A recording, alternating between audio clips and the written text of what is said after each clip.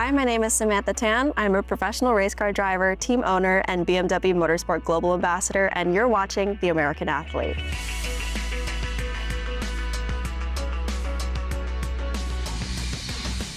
In those first race cars, they don't have any ABS, traction control, stability management. It's just you in the car, you and your driving skills.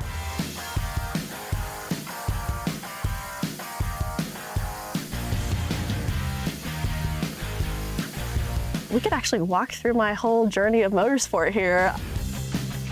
I went through every single step of the ladder in sports car racing, essentially. My ultimate goal is the 24-hour of Le Mans, which is the biggest endurance race in the world. So I started in touring cars. Those were very formative years of my career where I learned racecraft, how to actually race wheel to wheel, momentum, especially when you don't have a lot of horsepower and you can't just power out of a corner.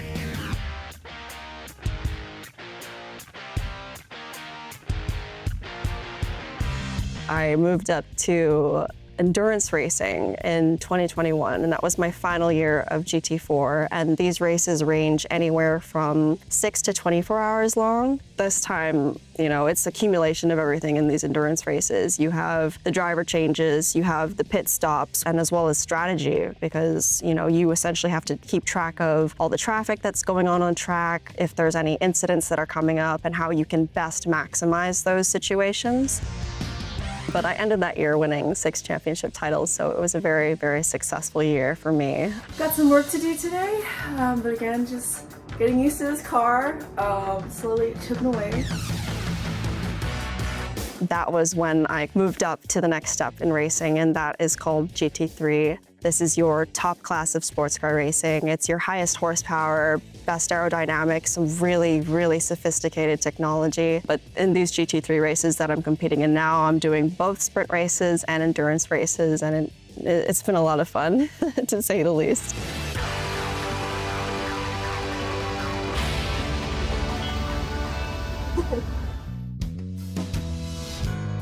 So my father is my co-founder of the team. He's the definition of hardworking immigrant, self-made businessman, and I feel so incredibly lucky to have been able to learn and watch him.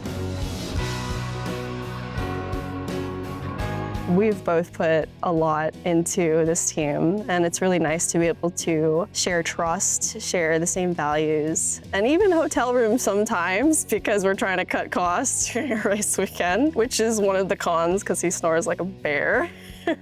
But at the end of the day, I know that he always has my back, and I think that's one of the most important values you should have when deciding who to work with. Something I really love about the sport right now is how much it's evolving and how quickly it's becoming more inclusive. When I first started racing, I was often the only girl in the entire paddock. And, now I'm still the only woman in my series, but at least I'm seeing more women in the roles of driver, engineer, team principal, you name it. So many more women coming into the sport. So it's been really, really cool to see. Something I don't love about the sport is it's still very inaccessible to those who are, chasing the dream of trying to become a race car driver. And unfortunately, that financial barrier just prevents a lot of young talent from even being given the chance to show what they can do. So I think that's something that needs to change.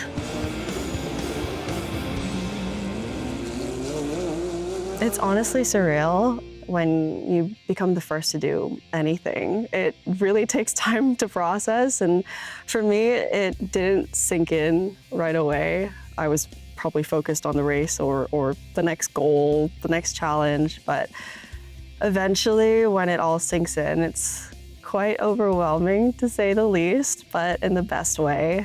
There's something incredible about knowing you've become a part of the story of the sport. And as someone who grew up with such little Asian representation, it means a lot that, my name might be remembered not just for what I did, but for what it meant. And that, maybe somewhere out there, a little Asian girl sees my name or watches my race and thinks like, whoa, she's so cool. If she can do it, maybe I can too. And so, being first was never the end goal for me. It's amazing. Yes, don't get me wrong, but I don't want to be the last. These milestones are not just personal victories. They're proof that my voice and my presence in this sport matter and that others like me belong in it too. So when I think about history, I think also about legacy and kicking the door open and holding it wide for whoever comes next.